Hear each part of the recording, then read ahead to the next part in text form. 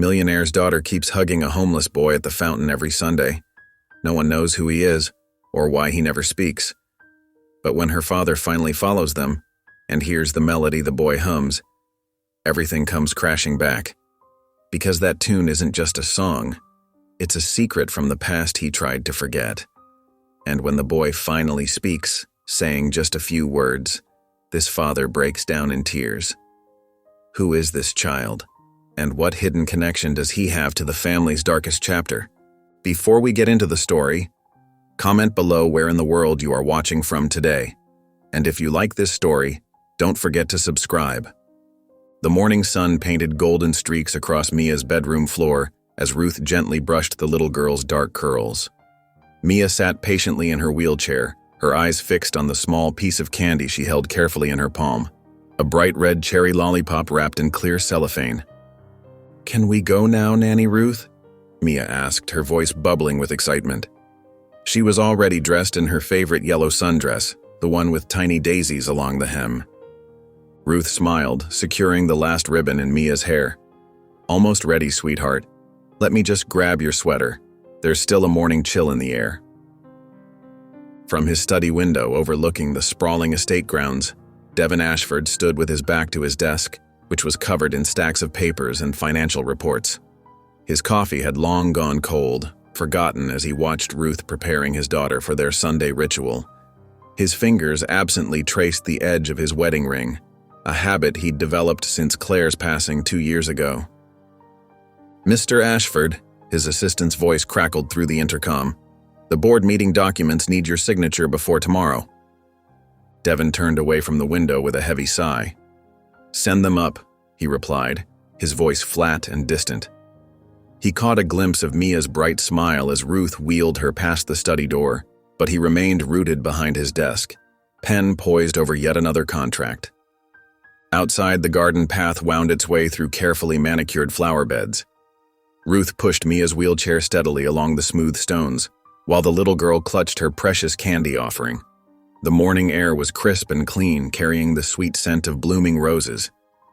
"Do you think he'll like this flavor?" Mia asked, holding up the lollipop to catch the sunlight. "I'm sure he will, dear," Ruth answered, though her eyes held a touch of worry as they approached the grand fountain at the garden's center. The fountain's waters danced and sparkled, but Mia's attention was fixed on the stone bench nearby. There sat Max, just as he did every Sunday, his thin frame nearly swallowed by an oversized hoodie that had seen better days. A worn blanket was draped across his lap, and his eyes remained focused on the ground. "Hi, Max," Mia called out cheerfully. Ruth parked the wheelchair at a respectful distance, allowing Mia to wheel herself the rest of the way. The boy didn't look up, but his shoulders tensed slightly at the sound of her voice. A couple walking nearby quickened their pace, throwing uncertain glances in their direction. A group of sparrows scattered from the fountain's edge, their wings creating tiny ripples in the water. Mia held out the candy, undaunted by Max's silence. "I picked cherry this time. It's really good. I tried one yesterday to make sure." Max's hand moved slowly, accepting the offered treat. His fingers were thin, but gentle as they brushed against Mia's palm. She beamed at him, and without warning, leaned forward to wrap her arms around his shoulders in a warm hug. That's when it happened, as it did every Sunday. Max began to hum, a soft, melodic sound that seemed to rise from deep within him. The tune was hauntingly beautiful, flowing like the fountain's water, full of something that made Mia close her eyes and smile. Ruth watched from her position near a flowering shrub, her hands clasped tightly together. She recognized the melody, though she hadn't heard it in years. It was the same lullaby that had once floated through the servants' quarters of the estate, sung by a voice now silent. The townspeople who passed by, the morning church crowd in their Sunday best, cast uncomfortable glances at the unlikely pair. The wealthy estate owner's daughter in her wheelchair, embracing the shabby boy who had become a fixture in the garden. But Mia and Max seemed to exist in their own world, wrapped in the cocoon of his gentle humming. When they finally returned home, Mia immediately asked for her art supplies. At her small table in the sunny breakfast nook, she worked intently with her crayons while Ruth prepared lunch. Her small tongue poked out in concentration as she drew the fountain, adding a careful rendition of Max on his bench. complete with the oversized hoodie she always saw him wearing. During dinner, Mia proudly held up her drawing for her father to see. Devin glanced up briefly from his phone, where he'd been reviewing emails between bites of pot roast. "Max sings without words," Mia explained earnestly, her eyes bright. "He makes the sad go away." Devin's fork paused halfway to his mouth. A shadow crossed his face, but he quickly masked it with a distracted nod. "That's nice, sweetheart," he murmured, already looking back at his phone screen. But his hand had tightened around his fork and the food remained uneaten. Later that night, after Ruth had helped her prepare for bed, Mia carefully taped her new drawing to her bedroom wall. It joined other Sunday pictures, a collection of fountains and benches and a boy in a hoodie. She wheeled herself to her dresser where a dusty music box sat partially hidden behind her stuffed animals. The box was old, its once bright paint now faded, but Mia treated it like a treasure. She touched it gently, humming Max's melody to herself as Ruth tucked her into bed. The dream song, as she called it, seemed to fill the room with its mysterious warmth, even in just her soft, childish humming. Ruth turned out the light, leaving only Mia's small nightlight glowing. "Sweet dreams, dear heart," she whispered. "Good night, Nanny Ruth," Mia replied sleepily, her eyes already closing. On her wall, the new drawing caught the soft light, Max's figure watching over her as she drifted off to sleep. Monday morning arrived with the first rays of sunlight peeking through Mia's lace curtains. She was already awake, sitting up in bed with the old music box in her lap. Her small fingers traced the faded patterns on its wooden surface before finding the brass key on its side. The key was stiff, requiring all her strength to turn it. With each wind, it made a soft clicking sound that echoed in her quiet room. When she couldn't turn it anymore, she carefully opened the lid. The melody that emerged was slightly broken with occasional missing notes, but the tune was unmistakable. It was Max's song, the same haunting melody he hummed by the fountain. Mia's eyes widened as she listened, her heart beating faster with excitement. "Nanny Ruth," she called out, clutching the music box to her chest as she heard familiar footsteps approaching. Ruth appeared in the doorway, already dressed in her neat gray dress. "You're up early, sunshine," she said, moving to help Mia into her wheelchair. She paused when she noticed the music box. "What have you got there?" "Listen." Mia wound the box again, letting the melody fill the room. Ruth's hands froze in the act of adjusting Mia's pillows. For a moment, something flickered across her face. Recognition, perhaps even pain. But it vanished so quickly Mia almost missed it. "Well, isn't that a pretty tune?" Ruth said lightly, though her smile seemed forced. "Let's get you ready for breakfast." Downstairs in the breakfast nook, Mia placed the music box next to her plate of scrambled eggs. She kept winding it up between bites, completely captivated by the melody. Devin walked in, his tie already perfectly knotted despite the early hour. He stopped short at the sound of the music box, his coffee cup hovering halfway to his mouth. "That sound," he muttered, his brow furrowing. "It's Max's song, Daddy," Mia explained eagerly. "The one he hums at the fountain?" Devin's frown deepened. "Where did you get that box?" "It's always been in my room," Mia said, running her finger along its edge. "I found it behind my stuffed animals ages ago." Devin stared at the box as if trying to grasp a distant memory. I remember that from somewhere." He shook his head slightly, then checked his watch. "I have a meeting. Ruth, make sure she eats all her breakfast." The following Sunday, Mia insisted on bringing the music box to the fountain. Ruth wheeled her along the garden path, the box secured safely in Mia's lap along with her usual candy offering. This time, a butterscotch drop. Max was in his usual spot, but something changed when Mia wound up the music box. His head snapped up, eyes wide and focused on the source of the familiar melody. It was the first time Mia had seen such a strong reaction from him. "It's your song," she said excitedly. "See? The box knows it too." A faint smile touched Max's lips as the tune played. When it ended, he began humming, matching the melody perfectly despite its broken notes. Mia clapped her hands in delight. "I drew you a new picture," she said, pulling out a folded paper from her dress pocket. It's you and me and the music box at the fountain. See the birds? I made them blue because those are the ones that always fly around when you hum." Max's smile grew slightly as he looked at the drawing. His humming continued, softer now, blending with the sound of the fountain. Over the next few weeks, the music box became a regular part of their Sunday meetings. Mia would wind it up, and Max would hum along, his voice filling in the missing notes. She told him stories about her week, about the butterfly that flew into her room, about the new dress Ruth made for her favorite doll, about the funny shapes she saw in the clouds. Though Max never spoke, his eyes would follow her animated gestures, and sometimes he'd nod or smile. It was more response than anyone had ever seen from him. From his study window, Devin watched these interactions with growing concern. The sight of his daughter spending so much time with the mysterious boy made him increasingly uncomfortable. Several times he opened his mouth to say something to Ruth about it, but the words never came. Finally, one evening after Mia had gone to bed, Devin called Ruth into his study. The music box sat on his desk, its presence somehow filling the room. "This box," he said, his voice tight. "Where did it come from?" Ruth stood with her hands clasped in front of her apron, hesitating. "I believe it belonged to Angela, sir." "Angela?" The name seemed to catch in Devin's throat. "The former housekeeper," Ruth continued carefully. "She worked here years ago, in the East Wing." Devin's jaw tightened. "Angela left ages ago," he said dismissively, turning to face the window. "We have more pressing matters to discuss.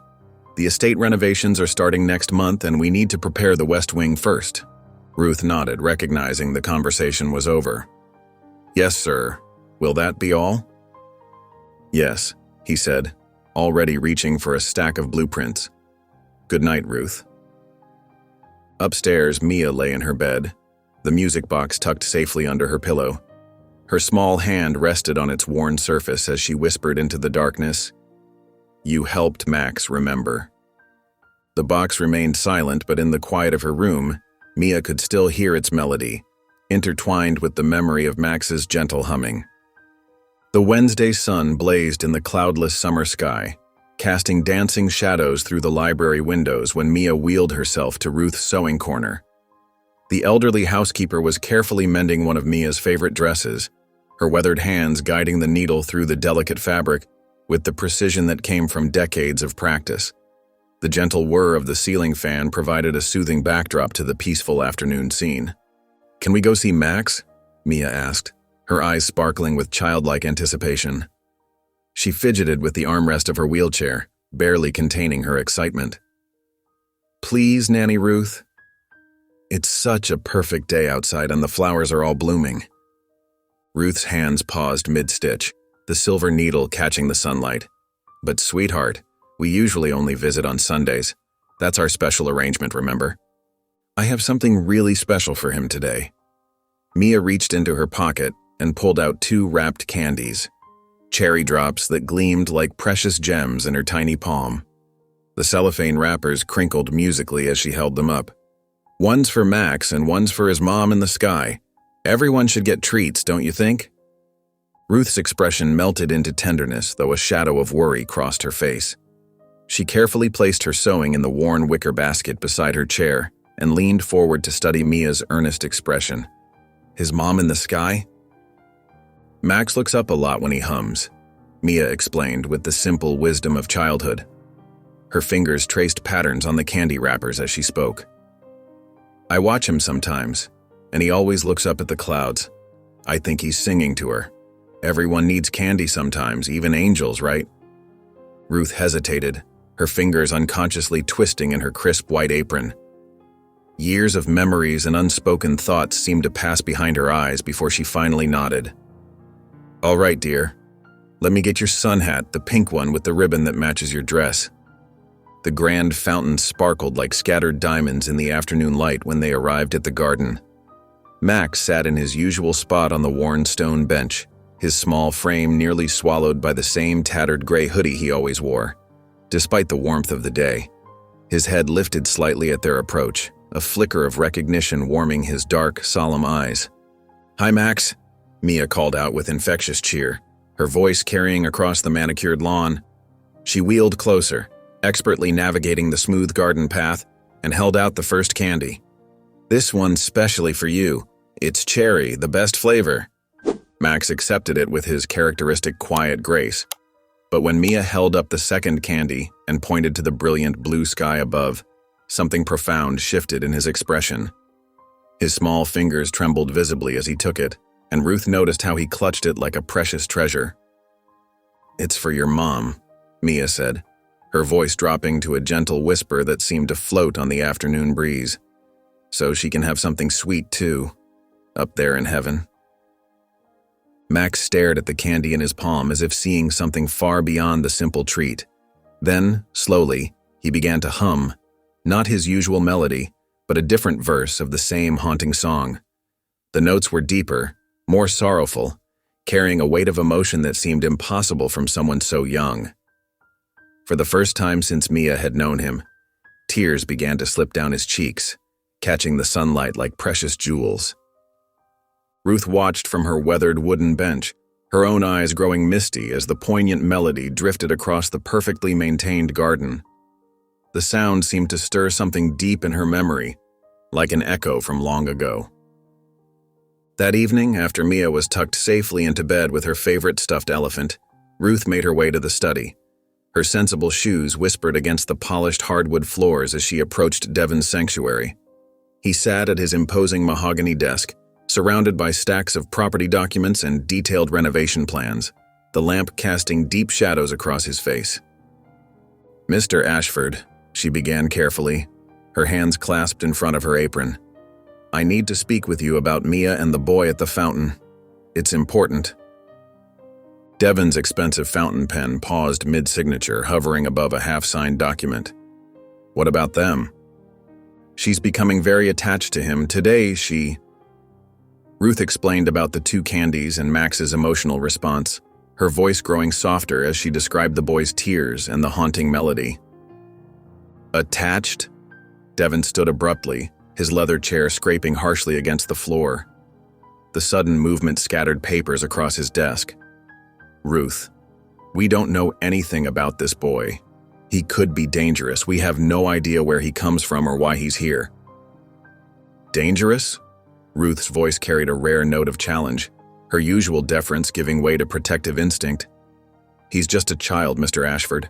A lonely, hurting child. And have you noticed how much calmer Mia is after their visits? How much she smiles now? When was the last time you heard her laugh so much?" "That's not the point." Devon ran a frustrated hand through his dark hair, agitation visible in every tense movement. He paced behind his desk like a caged animal. "He's a stranger who hangs around my property. I want the grounds staff monitoring the fountain area whenever Mia visits from now on. No exceptions." "Sir, please." "That's final, Ruth." His tone brooked no argument, though something like uncertainty flickered in his eyes. While the adults argued in the study below, Mia had quietly wheeled herself to the attic door, drawn by the mysterious allure of the old space. She often explored the dusty room when sleep proved elusive, discovering forgotten treasures among the shadows and cobwebs. Tonight, tucked behind a collection of sheet-covered furniture, she found a carefully wrapped bundle that caught her attention. The blanket was faded to a soft gray, but still remarkably soft, wrapped protectively around several hidden items. A small yellowed label, attached with faded thread, read, "Guest Wing, 2017, in neat feminine handwriting. Mia's small fingers traced the delicate writing, wondering what secrets the mysterious package might hold. But before she could unfold the fabric, Ruth's worried voice called her name from downstairs. Later that night, Devon tossed restlessly in his king-sized bed, his dreams filled with strange yet hauntingly familiar images. A woman moved gracefully through the mansion's shadowy halls, her melodious voice carrying the same tender tune Max hummed at the fountain. The dream song echoed off the walls, growing stronger and more insistent until Devon jerked awake, his heart hammering against his ribs. Without fully understanding his own actions, he found himself walking through the darkened house, drawn by some invisible force. His bare feet carried him to the old guest wing, where moonlight painted silver patterns on the worn carpet. The empty room at the end of the hall seemed to pull him forward like a magnet. He stood frozen in the doorway, staring at the bare walls and dust-covered floor where Angela had once lived and loved and sang. Ethereal moonlight streamed through the unwashed windows, casting long, reaching shadows across the empty space. Devon's hand rested on the aged doorframe, his fingers finding small, worn marks where family pictures had once hung, memories now lost to time and silence. Outside, beneath the same silver moon, Max lay curled up beside the fountain's cool stone. His thin blanket offered little protection against the night air, but he seemed oblivious to the chill. His quiet humming drifted up toward the star-studded sky, a lonely lullaby in the darkness, as if singing to someone visible only to his heart's eye. The melody carried all the weight of loss and longing that his young voice couldn't express in words. Sunday morning arrived with golden sunlight streaming through Mia's bedroom windows. She sat up in bed, already wide awake and buzzing with excitement. Her favorite picture book, The Garden of Dreams, lay carefully wrapped in tissue paper on her bedside table. "Nanny Ruth," she called out as her caregiver entered with breakfast. "I want to show Max my special book today." Ruth set down the breakfast tray, her movements careful and measured. "I don't know, dear. Books are precious things. And outside by the fountain, please." Mia's eyes sparkled with determination. "I'll be super careful. We can stay where you can see us the whole time. Promise." Ruth smoothed Mia's bed covers, considering. The child's enthusiasm was infectious, but after Mr. Ashford's concerns, still she couldn't bear to dim that bright smile. "Well, if you promise to stay where I can see you." "Cross my heart." Mia made an X over her chest with her finger. From his study window upstairs, Devon watched as Mia wheeled down the garden path, the book clutched carefully in her lap. Ruth walked beside her, and further back, just as he'd ordered, 2 security guards followed at a discreet distance, Thompson and Rivera, his most reliable men. Mia turned and waved up at his window, her smile visible even from this height. Devon raised his hand in response, trying to ignore the knot of worry in his stomach. The incident with the music box and Angela's old belongings had left him unsettled all week. At the fountain, Max sat in his usual spot, but today he straightened up when he saw the package in Mia's lap. She wheeled right up to him, practically bouncing with excitement. "I brought you something special," she announced, carefully unwrapping the tissue paper. "It's my favorite book in the whole world. The pictures are like magic." Max's eyes widened as Mia placed the book in his lap. His fingers hovered over the cover, almost afraid to touch it. The illustration showed a magnificent garden filled with fireflies and starlight. "It's okay," Mia encouraged. "You can open it." With infinite care, Max opened the book. His finger traced the delicate lines of the first illustration, a little girl discovering a hidden door in an old wall. Though he didn't speak, his face showed wonder at each new page. Ruth watched from her usual bench, smiling at their quiet companionship. Mr. Wallace, one of the older gardeners, approached with questions about the new rose bushes being planted next week. She turned slightly to answer him, keeping the children in her peripheral vision. "The hybrid teas need full sun," Mr. Wallace was saying, "but the climbing roses—" Ruth nodded, glancing back toward the fountain. Her heart stopped. The bench was empty. The book lay closed on the stone seat, but Mia and Max were nowhere in sight. "Mia?" she called out, rising quickly. "Mia!" The security guards rushed forward, already speaking into their radios. "Lost visual on both subjects," Thompson reported tersely. 3 to 5 minutes max." Ruth's hands shook as she hurried to the mansion. "Mr. Ashford, Mr. Ashford!" Devon met her at the door, his face pale. "What happened?" "They're gone. I only looked away for a moment, I swear." "Call the police," Devon ordered one of the house staff, his voice tight with barely controlled panic. "Search every inch of the grounds, now." The estate erupted into controlled chaos. Security teams methodically covered the gardens while house staff checked every room, closet, and corner of the mansion. Devon himself led a group searching the surrounding park area, calling Mia's name until his voice grew hoarse. As the sun began to set, casting long shadows across the manicured lawns, James Chen, one of the younger gardeners, was checking a series of hedged alcoves near the far end of the estate. These quiet nooks were rarely visited, hidden behind carefully trimmed yew hedges. In the third alcove, he stopped short. There, on a patch of soft grass, Mia lay peacefully asleep in Max's lap. The boy sat with his back against the hedge, one hand gently resting on Mia's shoulder. He was humming that haunting melody, the dream song as Mia called it. "I found them," James called out, his voice careful not to startle the children. Thompson approached quickly but quietly, his radio already in hand. Max looked up, and for the first time since anyone had seen him at the fountain, he spoke. His voice was soft but clear. "She got scared," he whispered, still holding Mia protectively. "So I sang her the dream song." Devin arrived moments later, his face a mix of relief and lingering fear. He rushed forward, but stopped short at the peaceful scene before him.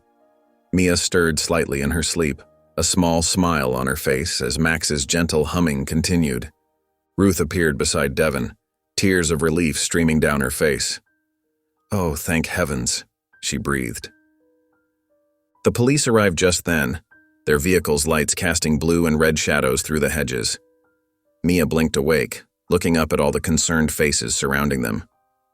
"Daddy?" she mumbled sleepily. "I was showing Max my secret hiding place, but then I heard a scary noise. But Max made it better with the dream song." Max's humming finally stopped, but he kept his protective hold on Mia, watching the adults with wary eyes. The setting sun painted the alcove in shades of gold and shadow, as if creating a separate world just for these two children who had found such unlikely friendship. The garden alcove erupted with activity. Security guards formed a protective circle while Devin rushed forward, his normally composed face twisted with panic and relief. "Stand back," Thompson ordered, gently pulling Max away from Mia. The boy's arms fell limply to his sides as he was separated from her.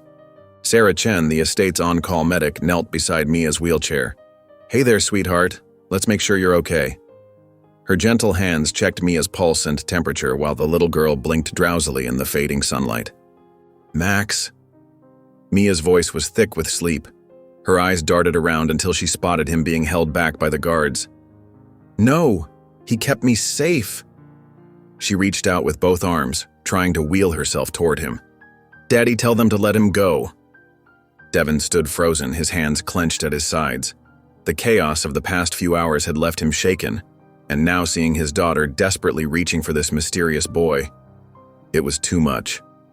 "What happened?" he demanded, looking from Ruth to the security team to the police officers who were just arriving. "Someone explain this to me."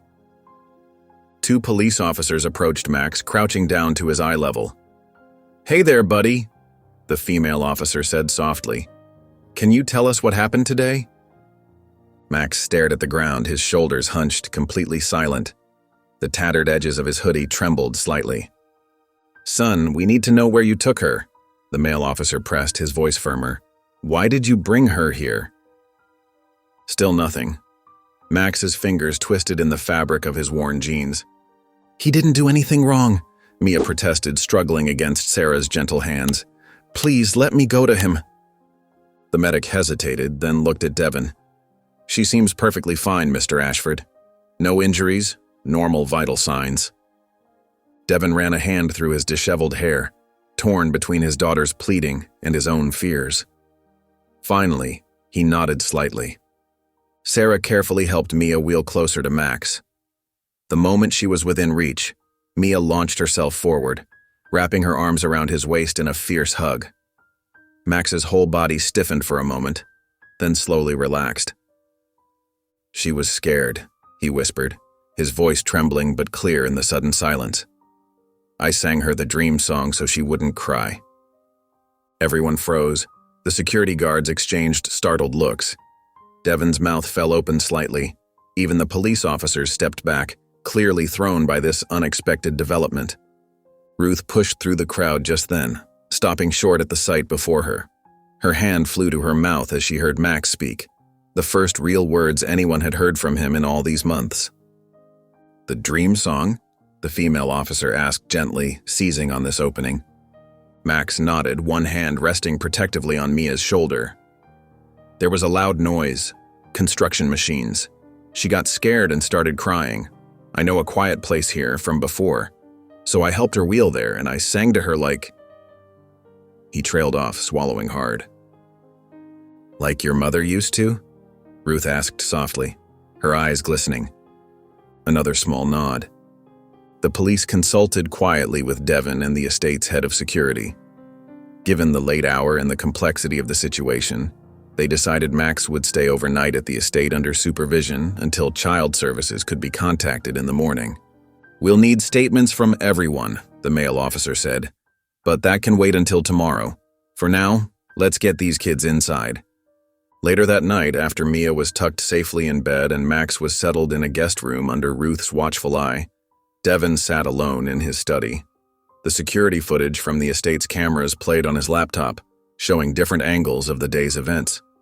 He watched as Mia and Max enjoyed the picture book by the fountain, saw the moment they slipped away, Mia pointing excitedly toward something off-camera, Max carefully helping her navigate her wheelchair across the lawn.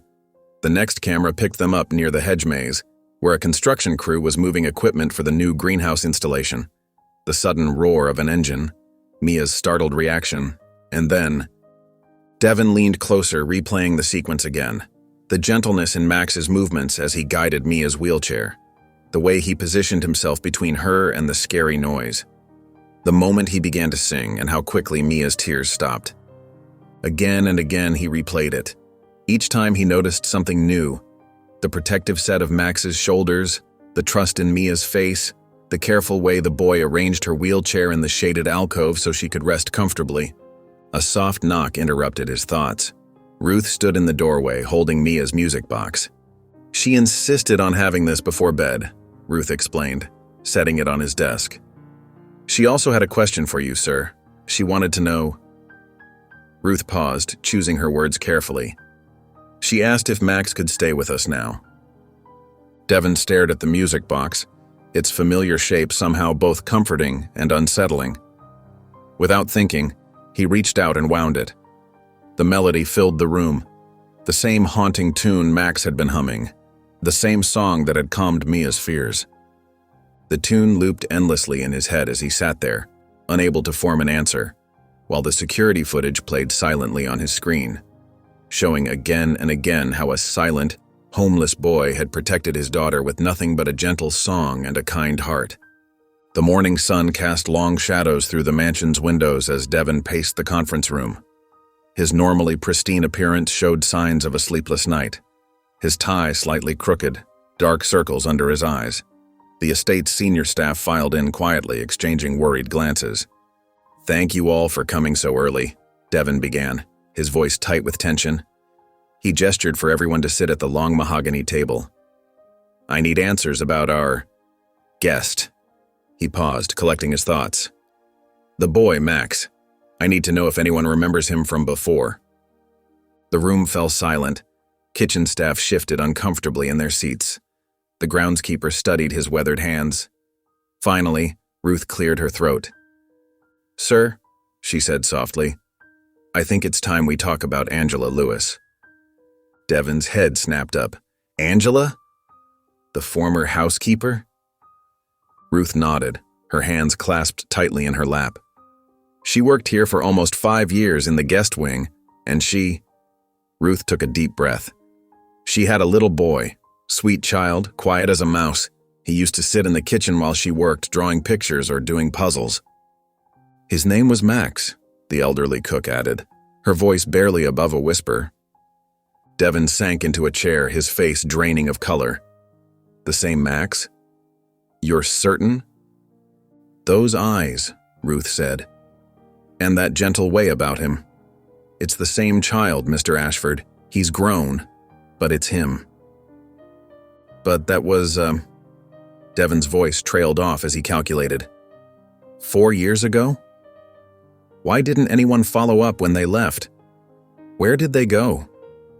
The staff exchanged uncomfortable looks.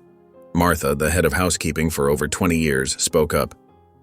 "They didn't exactly leave, sir. They were dismissed, rather suddenly." Devin frowned.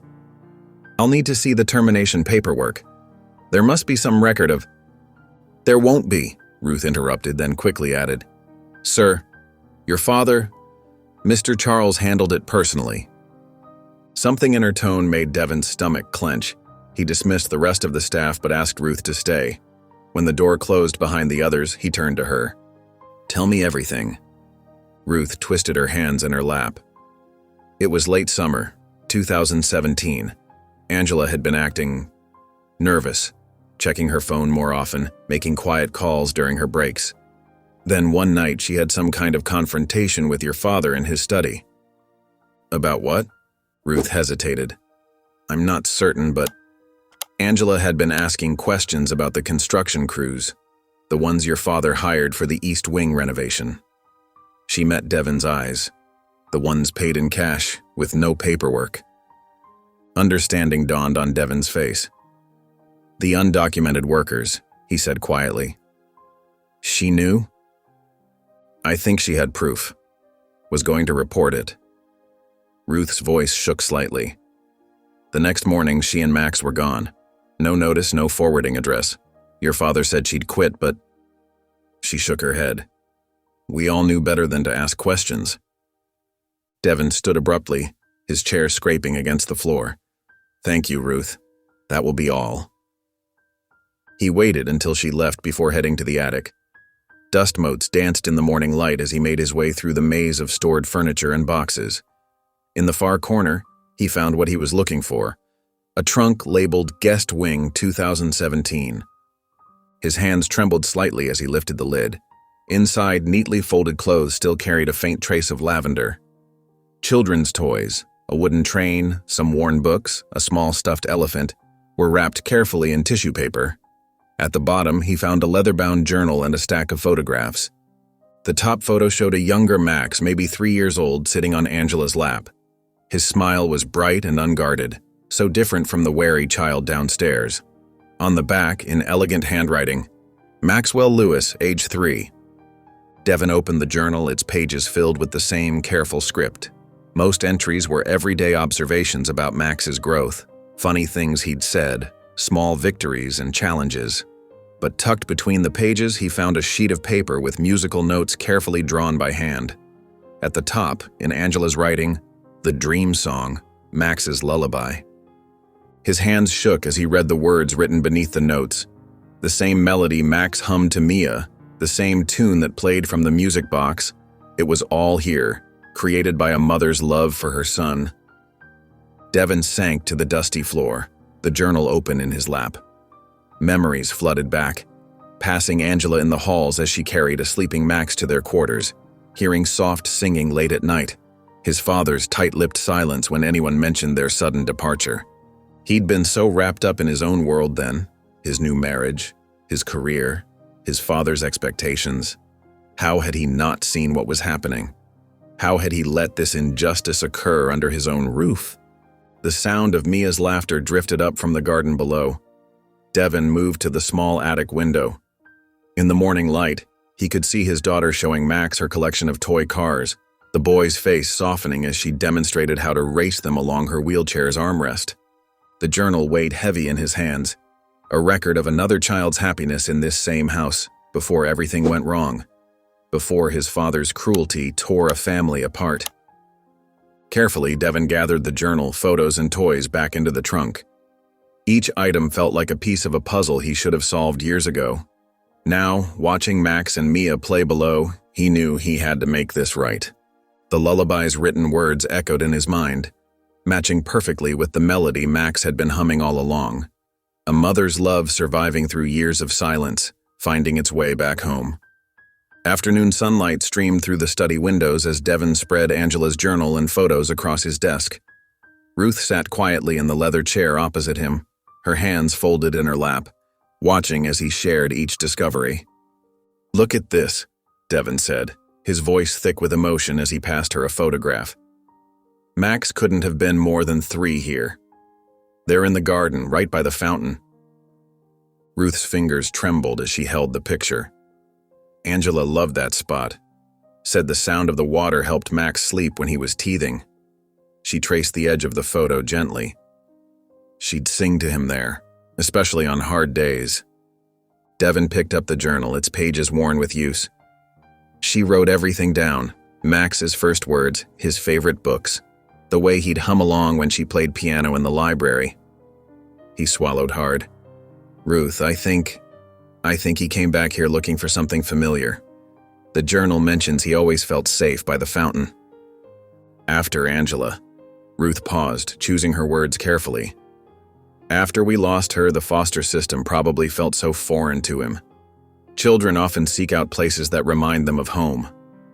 Home, Devin repeated, the words sitting heavy in his chest. This was his home, Ruth.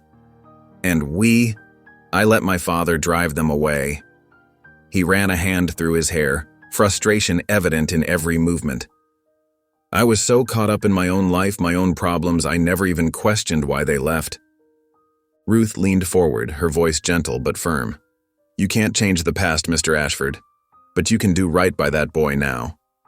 Devin nodded, already reaching for his phone. I'm calling James Morton, my lawyer. We need to start paperwork for temporary guardianship before child services gets involved. He paused, looking at Ruth. Do you think that's the right thing? For Max? I think that boy needs stability more than anything else right now, Ruth answered. And maybe this house needs him too. While Devin made his calls, the mansion echoed with something it hadn't heard in years.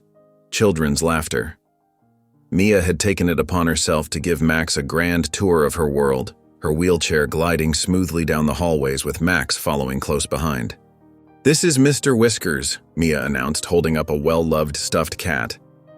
And this is Captain Brave, she added, showing him a teddy bear wearing a tiny cape.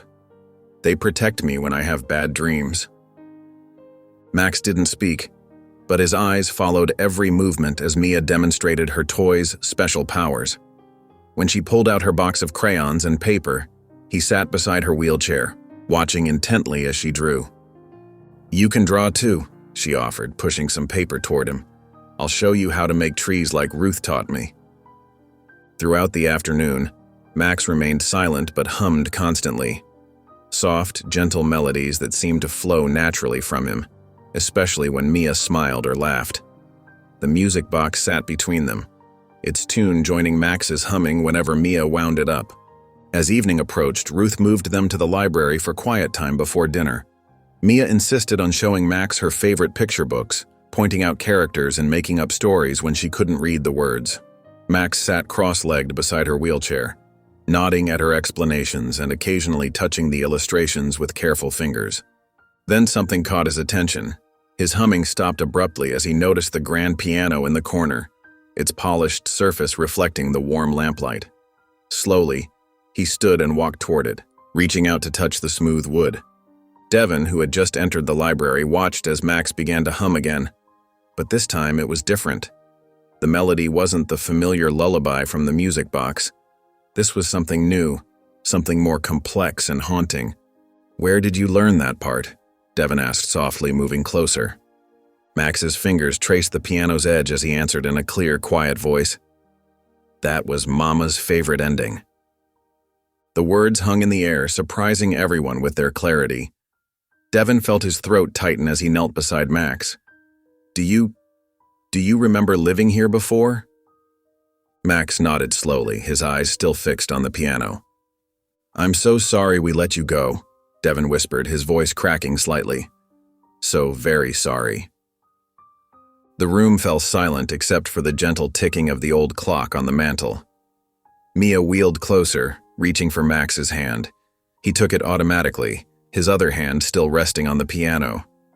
Later that night, after the children were asleep, Max in a hastily prepared guest room next to Mia's, Devin sat in his study, surrounded by newspaper archives and online searches. His laptop screen glowed with article after article as he traced Angela's path after leaving the estate. Each new piece of information felt like another weight on his chest. Employment records showing she'd worked multiple jobs to support Max, medical bills from a local clinic, a small apartment on the edge of town. He was building a timeline, piece by piece, of the struggles Angela faced after his father's actions tore her life apart. Ruth appeared in the doorway with a cup of tea, taking in the scattered papers and Devin's haunted expression. You should rest, sir. Tomorrow will bring its own challenges. Devin accepted the tea but shook his head. I need to know what happened to her, Ruth. Max deserves answers. We all do. He stared at the screen, his finger hovering over a link he hadn't yet clicked. The truth is out there and I have to face it, no matter how hard it hits. The social services building stood gray and imposing against the cloudy morning sky. Devin checked the address again, then walked through the automatic doors into a fluorescent-lit lobby. The worn carpet and dated furniture spoke of limited budgets and overwhelming needs. Mr. Ashford? A woman in her 60s approached, extending her hand. I'm Margaret Chen. Ruth called ahead about your visit. Devin shook her hand, noting the kind wrinkles around her eyes and the way she carried herself, someone who'd seen too much but hadn't lost her compassion. Thank you for meeting me on such short notice. I need information about Angela Lewis and her son Max. Margaret led him to a small office cluttered with filing cabinets and family resource pamphlets. She settled behind her desk, pulling out a thick folder. I remember them well. Cases like theirs stay with you. What happened to her? Devin asked, his voice barely above a whisper.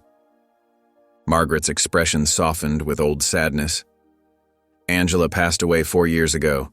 She was staying at the Hope Street shelter during a particularly harsh winter. She opened the folder, scanning the details. Pneumonia. She'd been working multiple jobs, probably ignored the symptoms too long. By the time she got to the emergency room, Margaret shook her head. Devin's hands gripped the arms of his chair. Was there a funeral? No listed family, no resources, the city handled final arrangements. Margaret's voice was gentle but matter-of-fact. Max was placed in emergency foster care. He was only 3 at the time. And then, Devin prompted, though dread filled his stomach. He was a quiet child, sweet but withdrawn. Moved through several foster homes. She flipped through more pages. About 8 months ago, his foster family reported him missing. They thought he might have tried to find somewhere familiar. The pieces clicked into place, Max making his way back to the estate, to the fountain where his mother used to sing to him. Devin felt sick. Mr. Ashford? Margaret leaned forward. May I ask why you're looking into this now? Max is at my estate. He's been coming to the fountain for weeks. His voice caught. I just learned he used to live there with his mother when she was our housekeeper. Understanding dawned in Margaret's eyes.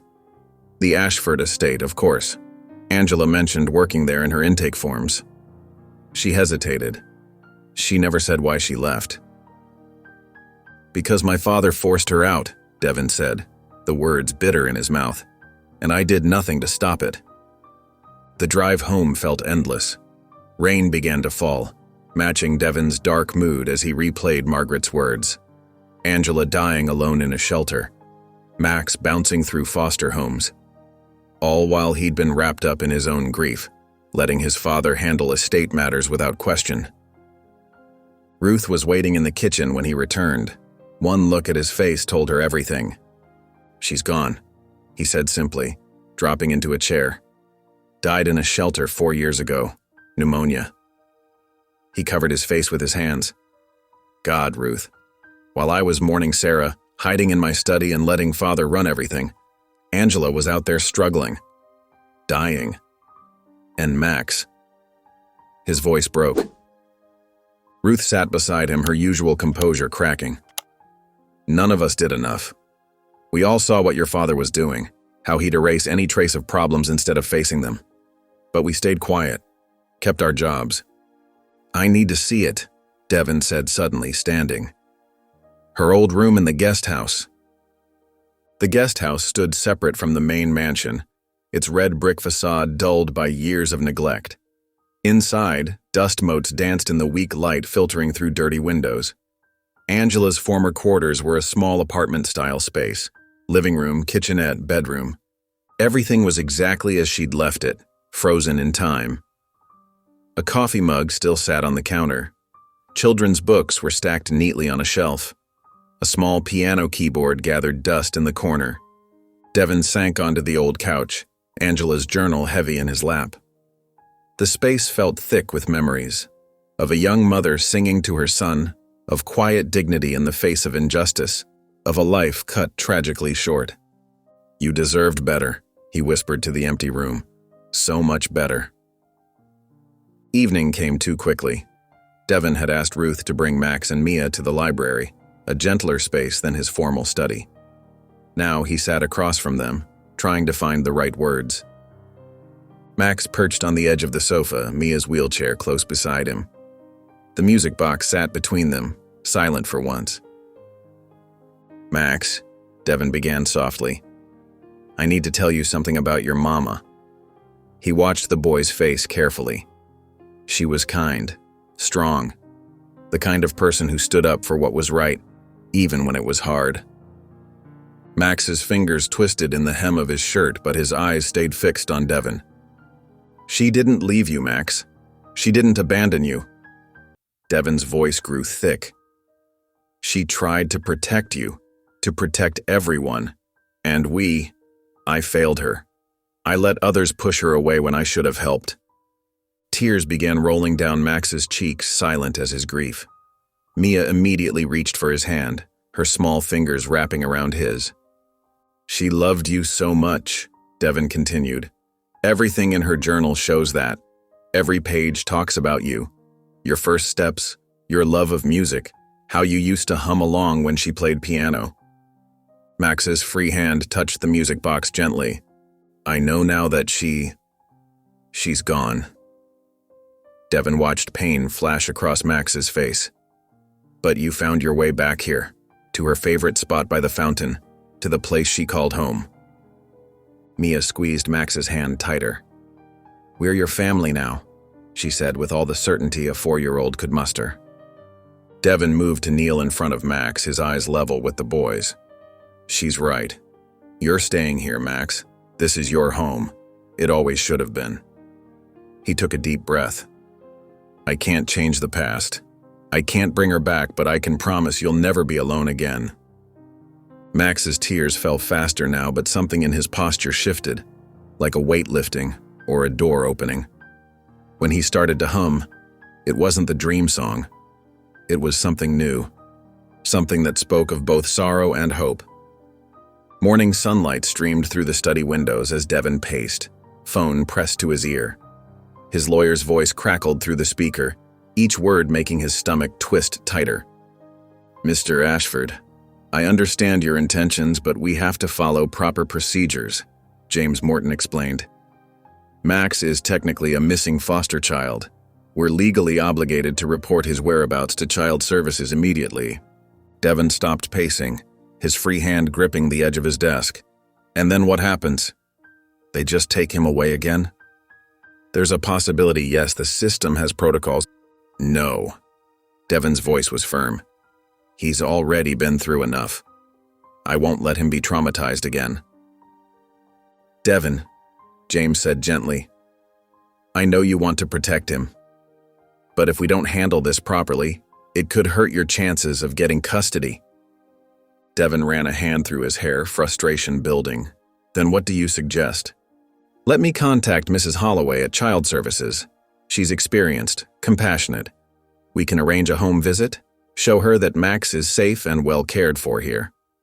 Fine, Devin agreed reluctantly. But he stays here while we sort this out.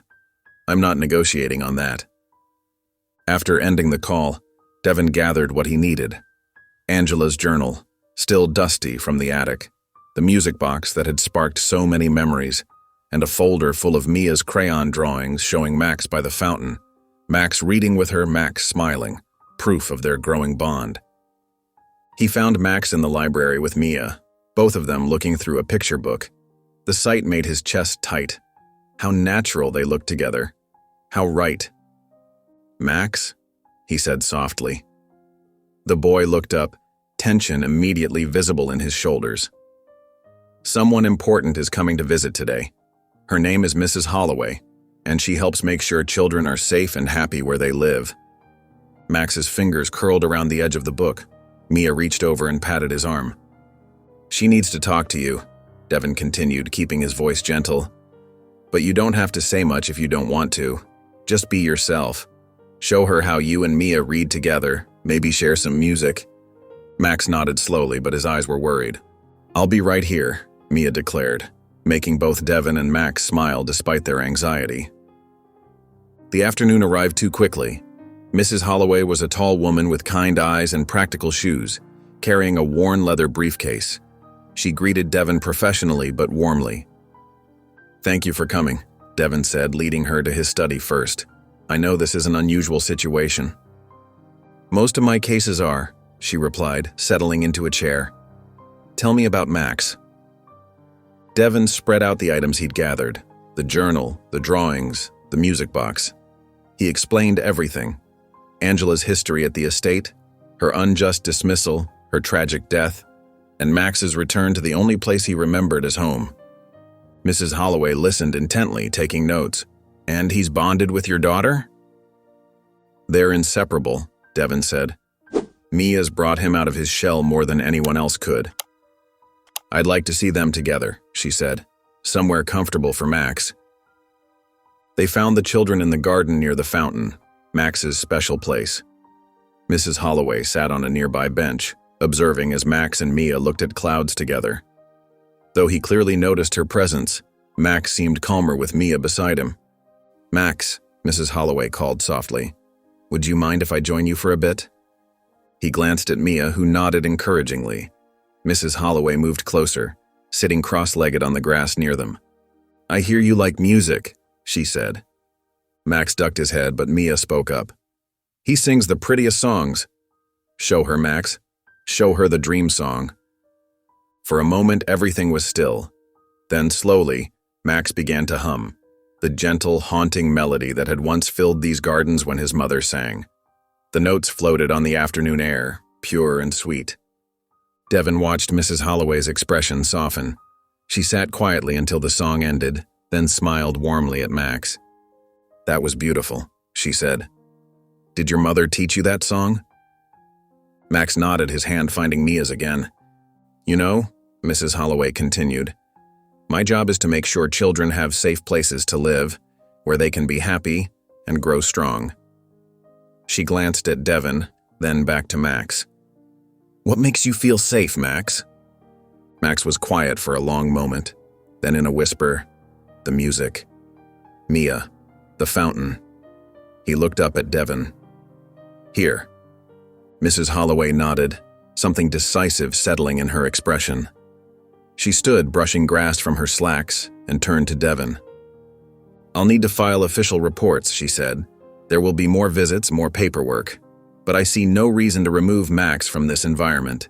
In fact," she smiled, "I'll do everything in my power to help make this his permanent home." Relief flooded through Devin. "Thank you," he managed. After Mrs. Holloway left, Devin walked with Max and Mia back toward the house. The setting sun painted everything in warm gold, making the moment feel somehow more significant. Max tugged gently at Devin's sleeve. "Can I?" He hesitated, then continued in a small voice. "Can I keep the music box?" Devin's heart squeezed. He reached into his pocket where he'd been carrying it all day, almost like a talisman. Carefully, he placed it in Max's small hands. "It was always yours," he said softly. "Your mother wanted you to have it." Max cradled the box close to his chest, and for the first time since he'd returned to the estate, his smile reached his eyes. That evening, Devin led Max to a small bedroom next to Mia's. Ruth had spent the afternoon preparing it. Fresh sheets on the bed, warm blankets, curtains open to let in starlight. Max stood in the doorway, staring at everything with wide eyes. "This is your room now," Devin told him. "Your own space whenever you need it." Max moved slowly into the room, touching the bed like he couldn't quite believe it was real. He placed the music box carefully on the nightstand, then looked back at Devin with a question in his eyes. "Yes," Devin answered the unspoken words. "You're staying, for good." Later that night, passing by in the hallway, Devin heard the faint melody of the music box playing. He paused, listening to the gentle tune that had brought them all together. For the first time in years, the big house felt truly like a home. Morning sunlight filtered through the trees as Devin led Max down the winding garden path. The guest house stood ahead, its weathered facade a testament to years of neglect. Ivy had crept up one wall, and the windows were clouded with dust, but the bones of the small cottage remained solid. Devin's hand rested gently on Max's shoulder as they approached. The boy's steps slowed, his eyes fixed on the familiar shape of the building. Even through years of abandonment, something about it still called to him. At the entrance, Devin pulled out an old brass key. The lock stuck for a moment before turning with a rusty click. The door creaked open, releasing the musty scent of forgotten memories. Inside, sheets draped the furniture like pale ghosts. Dust motes danced in the thin beams of light that managed to pierce the grimy windows. But beneath the neglect, traces of life remained frozen in time. A coffee mug still sat on a shelf, a worn cookbook lay open on the counter, and a small collection of children's books filled a corner shelf. Max moved through the space slowly, his fingers trailing along surfaces as if reading Braille. He paused at the kitchen doorway, where faded pencil marks tracked his height from ages 2 to 3. Devin knelt beside him, his voice soft but clear. "This was your home once." He watched Max's face carefully. "Would you like it to be again?" Max's eyes widened. He nodded slowly, his hand still resting on the height marks his mother had made so long ago. The next few hours brought a flurry of activity. Devin made calls to contractors, cleaners, and designers. By afternoon, the first team arrived to assess the space. They moved carefully, respectfully, as if understanding this wasn't just another renovation project. Mia insisted on being part of it all. Ruth brought her wheelchair right up to the entrance, where she set up a makeshift art station. She pulled out her box of stickers and fresh drawings, declaring, "Every new home needs decorations." The workers smiled as she handed out bright star stickers and crayon masterpieces. Some immediately stuck their gifts on their hard hats or toolboxes, making Mia beam with pride. Max stayed close, watching everything with quiet intensity. He drifted from room to room, touching things, remembering. In what had been his bedroom, he stopped suddenly, pointing to a section of wall partially hidden behind a bookshelf. Devin moved the shelf carefully, revealing a stretch of wall covered in childish crayon drawings. Hearts, stars, stick figures, and wobbly circles spread across the surface in a rainbow of colors. Ruth gasped softly from the doorway. "Oh," she whispered, pressing a hand to her mouth. "I remember this. Angela." Her voice caught. "She was so happy when you started drawing. She said it was like you were making music with colors." Max touched one of the drawings, a figure with curly hair holding the hand of a smaller figure. Both had wide crayon smiles. "She let you draw wherever you wanted in here," Ruth continued, wiping her eyes. "Said a child's art was the best kind of wallpaper. And when you took your first steps?" She smiled through her tears. "Right there from the bed to the dresser. Angela caught you, spinning you around, both of you laughing." Devin watched Max trace the drawing with his finger, seeing how the boy's shoulders relaxed at Ruth's words, as if each memory was a gift being returned to him. Later that afternoon, Devin gathered the work crew in the living room. Sawdust floated in the air, and the sound of cleaning echoed from other rooms. He looked at each face seriously. "This isn't just about restoring a building," he began. "Once we're finished, this place will have a new purpose. It's going to be a safe haven. A place for children who've lost their way, who need somewhere to belong." He glanced toward the kitchen, where Max and Mia were sharing cookies Ruth had brought. There are too many kids like Max out there. Displaced, overlooked, but not forgotten. Not anymore. The workers nodded, understanding dawning in their expressions. One of them, a carpenter with gray at his temples, spoke up. "We'll make it strong, sir. Built to last." As evening approached, the transformation was already beginning. The sheets had been removed, windows cleaned, and temporary lights set up. The cottage seemed to shake off its years of sleep, coming alive again with purpose. Devin stood outside in the growing dusk, watching the warm glow from the windows paint squares of light on the garden path. Through the glass, he could see Max and Mia on the couch, both drowsy from their busy day. The music box sat on the coffee table. its gentle melody barely audible through the walls. Ruth appeared beside him, her arms folded against the evening chill. "Would you look at that?" she said softly. Devin nodded, something tight and warm in his chest. It feels like the house is breathing again. Inside, Max's eyes drifted closed, his head resting against Mia's shoulder. The music box played on, its song a lullaby for a home reawakening. Sunlight streamed through the library's tall windows, casting warm patterns across the polished piano that had sat silent for years.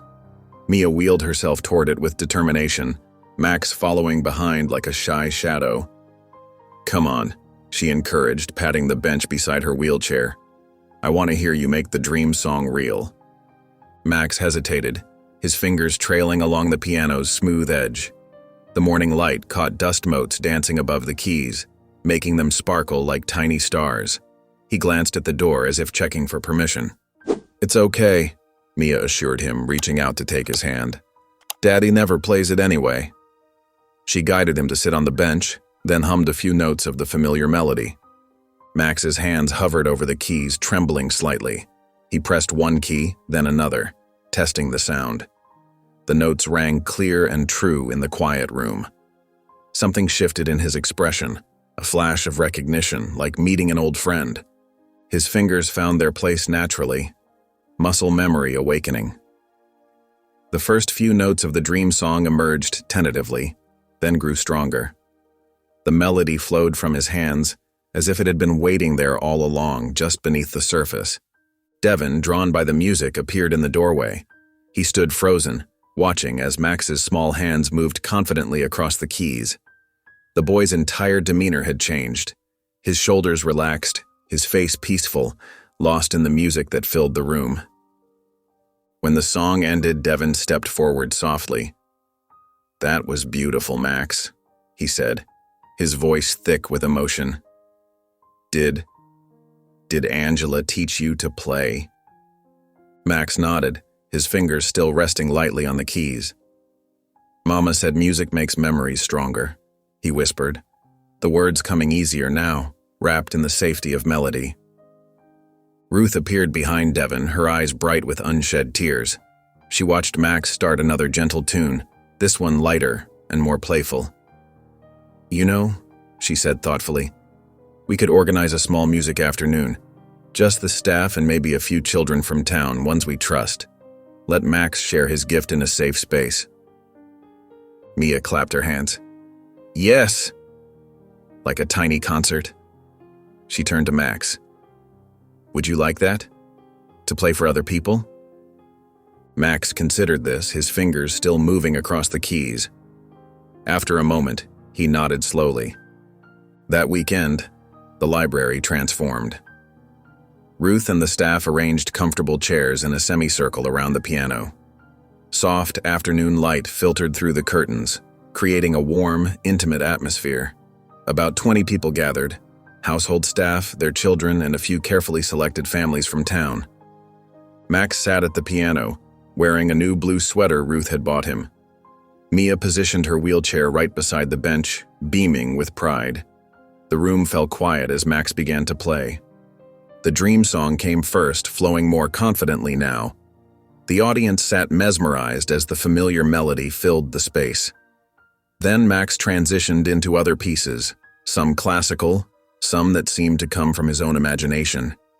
His small fingers danced across the keys, bringing each note to life. Near the end, he paused and looked at Mia. "I made this one for you," he said softly, but clearly enough for those nearby to hear. The new melody started gentle, like morning sunlight, then built into something bright and hopeful, a song of safety and belonging. When he finished, Mia's eyes sparkled. "That's the safe song," she declared immediately, "because that's how it feels when we're together." The small audience applauded warmly, some wiping away tears. Max ducked his head, shy again but smiling slightly. As people began to mingle and chat quietly, Devin approached the piano. He stood awkwardly for a moment, then knelt beside the bench. Without words, he wrapped his arms around Max in a careful hug. It was stiff at first, both of them uncertain, but Max didn't pull away. Instead, he leaned slightly into the embrace, accepting the connection. Later that evening, as the last golden light faded from the windows, Mia insisted on recording Max playing one more time. She held up her pink toy tablet, its camera aimed at the piano. "We have to save it," she explained seriously, "so we never forget this feeling." Max played the safe song again, his expression peaceful in the gentle evening light. When he finished, Mia reviewed the recording with satisfaction, then allowed Devin to lift her from her wheelchair into bed. As he tucked the blankets around her, Devin kissed her forehead softly. Mia looked up at him with sleepy eyes and whispered, "I'm glad you're not always busy anymore." The words hit Devin like a gentle wave, washing away another layer of the wall he'd built around his heart. He smoothed her hair back, watching as her eyes drifted closed, the sound of Max's music still echoing in the peaceful quiet of their healing home. Morning sunlight spilled across Devin's desk as Martha, the elderly receptionist, brought in the day's mail. Among the usual business correspondence lay a simple white envelope addressed in careful handwriting. Mr. Devin Ashford, personal and confidential. Devin set aside his coffee and opened it carefully. The letter inside was written in the same neat script. "Dear Mr. Ashford, my name is Eleanor Shaw. I worked as a maid at your estate until 2017, leaving the same week as Angela Lewis. I've heard through old contacts that you're reopening the guest house, and that Angela's son Max has returned. There are things you need to know, things I've carried far too long. If you're willing, I'd like to meet with you in person. Sincerely, Eleanor Shaw." A phone number was written at the bottom. Devin's hands trembled slightly as he picked up his phone and dialed. 3 hours later, Eleanor Shaw sat in his office, a petite woman in her 60s with silver-streaked hair and kind eyes that carried a weight of sadness. She clutched her worn leather purse tightly in her lap. "Thank you for seeing me so quickly," she said softly. "I've thought about coming forward so many times over the years, but fear has a way of keeping you quiet." Devin leaned forward in his chair. "Please, Mrs. Shaw, whatever you know about Angela, I need to hear it." Eleanor took a deep breath. "The week before she was dismissed, Angela came to me. She was scared, but determined. She'd discovered evidence of your father's dealings with certain contractors, how they were exploiting undocumented workers, threatening deportation if anyone complained about conditions." She paused, her fingers working nervously at the clasp of her purse. "Angela had recorded conversations, multiple ones. Your father discussing kickbacks, making threats, organizing cover-ups." Devin's throat tightened. "She had proof?" Eleanor nodded. "She planned to send it to labor authorities, but she was worried about Max, about retaliation. She gave me a copy of the recordings for safekeeping." Her voice cracked slightly. 2 days later, she was gone. Fired without notice, escorted off the property. I was too afraid to do anything with the evidence. I left that same week, buried the recordings away, tried to forget."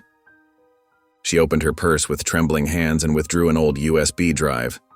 "But I never could forget. Not really. When I heard about Max coming back, about you reopening the guest house, I knew it was time." Devin stared at the small device she placed on his desk. "Why now?" Eleanor's eyes filled with tears. "Because Angela deserved better. Because that boy deserves to know his mother was brave and good. And because maybe, finally, there's hope for change in this place." After Eleanor left, Devin sat alone in his office as evening shadows lengthened across the floor. The USB drive seemed to burn on his desk like a hot coal. Finally, with hands that weren't quite steady, he plugged it into his computer. The first recording began to play. His father's voice, cold, calculating, filled the room.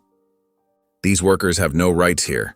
If anyone complains, remind them how easily they can disappear. We have arrangements with the right people." Another file captured a heated exchange between Charles and a contractor about unsafe conditions.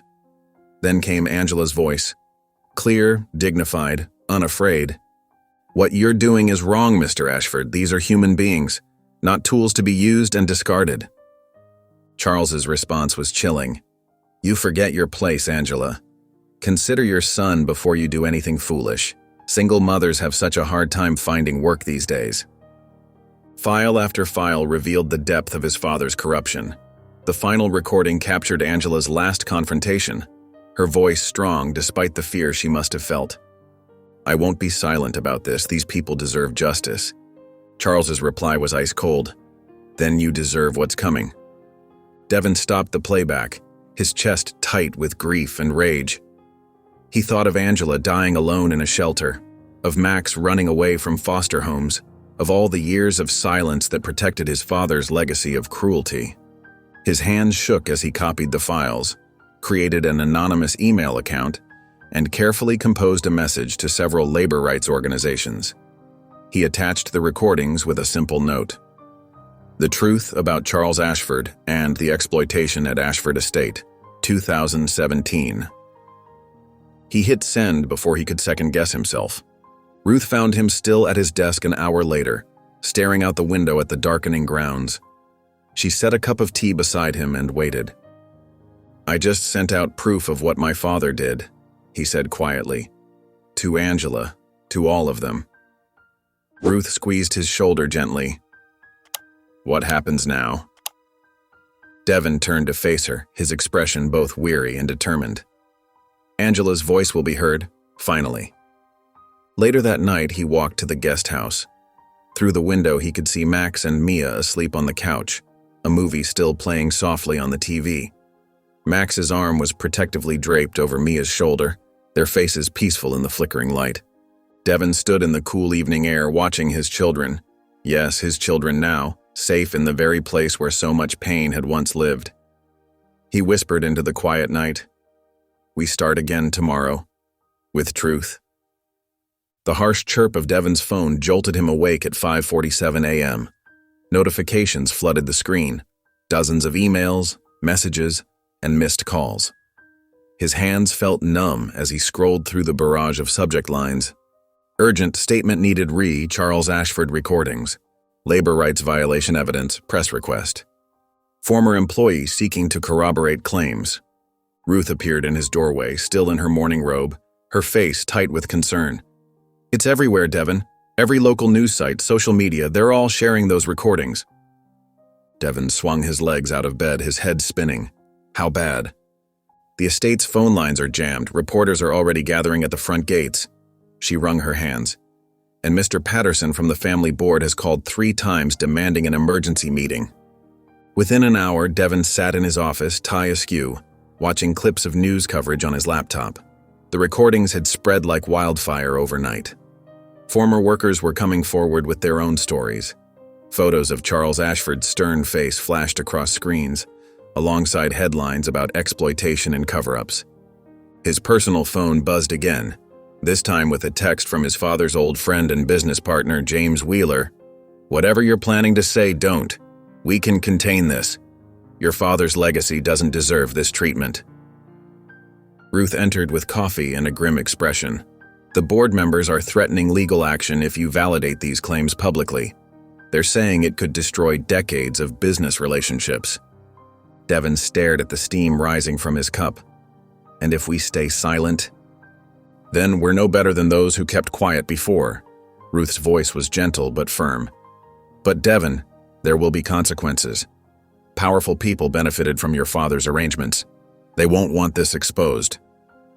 A small noise drew their attention. Max stood in the doorway, clutching his music box. His eyes were wide with worry. "Hey, buddy," Devin said softly. "Everything's okay. Just some grown-up stuff to handle." Max padded over and placed the music box on Devin's desk. He opened it, letting Angela's melody fill the tense air.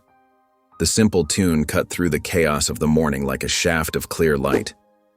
Devin's shoulders straightened. He looked at Ruth. "Call a press conference. Here on the grounds. 2 hours." "Are you sure?" "Yes." He glanced at the music box. "It's time for a different kind of legacy." The next 2 hours passed in a blur of preparation.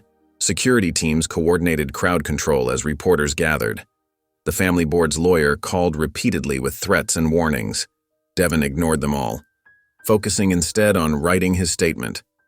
At precisely 10 a.m., Devin stood at a hastily arranged podium on the mansion's front steps. Cameras clicked, and reporters jostled for position. In the window above, he could see Mia and Max watching with Ruth. He cleared his throat and began, "Good morning. My name is Devin Ashford. Yesterday, recordings were released documenting labor violations and threats made by my father, Charles Ashford, in 2017. I'm here to confirm that these recordings are authentic." A wave of murmurs swept through the crowd. My father used this estate's power and influence to exploit vulnerable workers. When Angela Lewis, our former housekeeper, tried to expose these practices, she was unjustly fired and effectively silenced. She later died in poverty, separated from her young son. Devin's voice cracked slightly, but he pressed on. "I was complicit in my silence. I looked away when I should have looked closer. I chose comfort over conscience. That ends today." He gestured to the guest house visible behind him. This estate was built on other people's pain. It's time to transform it into something healing. Today, I'm announcing the creation of Angela's Haven, a transitional home for displaced children, starting with the renovation of our guest house where Angela and her son once lived. Questions erupted from the reporters. Devin held up his hand. "I can't undo the past, but I can choose a different future. To all those hurt by my father's actions and my own inaction, I am deeply, profoundly sorry. Thank you." He stepped back from the podium, ignoring the shouted questions and flashing cameras. Inside, his hands were shaking as he loosened his tie and collapsed into his office chair. Ruth found him there 10 minutes later, head in his hands. She closed the door quietly behind her. "The board is calling for an emergency vote to remove you as estate head," she said softly, "and 3 major donors have already withdrawn their support." A sob escaped Devin's throat, raw and unexpected. Years of suppressed emotion broke through his careful control. Ruth moved closer, placing a gentle hand on his shoulder. "It's not weakness to cry when you're finally doing the right thing." Devin wiped his eyes roughly. "I keep thinking about Angela, about Max. How many others did we hurt? How many lives did we damage while I just looked away?" "You can't change yesterday," Ruth said, "but you're changing tomorrow. That matters." A soft knock interrupted them. Max stood in the doorway, holding a piece of paper. He approached Devin's desk slowly and held out his drawing. It showed 3 figures standing in front of the guest house: Max, Mia in her wheelchair, and Devin, all holding hands. Above them, he'd written in careful letters, "My family." Devin took the drawing with trembling hands. Without a word, he stood and pinned it to the office wall, right next to his father's stern portrait. Morning sunlight streamed through the guest house windows as workers bustled about, carrying paint cans and rolls of cheerful wallpaper. Devin stood in the entrance, reviewing blueprints with the renovation team while simultaneously interviewing a child psychologist on his phone. "Yes, Dr. Martinez, we'll need your expertise 3 days a week initially," he said, gesturing to a worker about where to place a bookshelf. "The trauma-informed approach is exactly what we're looking for." Eleanor Shaw, dressed in comfortable work clothes, directed a small team organizing the new playroom. Her silver hair was tied back with a bandana as she arranged stuffed animals and books. "The children will need comfort items," she explained to Ruth. "Things that make them feel safe." In what would become the main bedroom area, Mia sat in her wheelchair, surrounded by paint swatches and fabric samples. Max knelt beside her, helping her sort through the colors. "This one's for the star room," Mia declared, holding up a deep blue swatch. "Because Angela loved looking at stars with Max." Max nodded, adding softly, "We used to count them from the window." Devin paused in the doorway, watching them work together. The transformation wasn't just physical. The entire energy of the space felt different. Where silence and dust had reigned just days ago, now there was movement, purpose, and the promise of new beginnings. A social worker named Ms. Chen arrived mid-morning, carrying files and a gentle smile. "I have 2 children who need immediate placement," she told Devin in his office. "They're particularly vulnerable cases." She opened the first file. "Luis Martinez, age 9, lost both parents in an apartment fire 3 weeks ago. No living relatives found. She showed Devin a photo of a serious-faced boy with dark eyes. He hasn't spoken since the tragedy. The second file revealed a small girl with tight braids. Zara Thompson, 6 years old. Found alone at Central Station 2 months ago.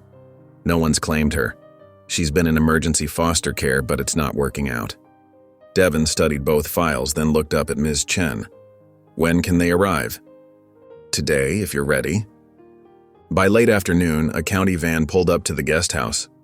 Max and Mia watched from the front window as Ms. Chen helped Luis and Zara out of the vehicle. Luis carried only a small backpack, while Zara clutched a worn teddy bear. Remember, Ruth cautioned gently, they're scared, just like you were, Max. Max straightened his shoulders and walked to the door.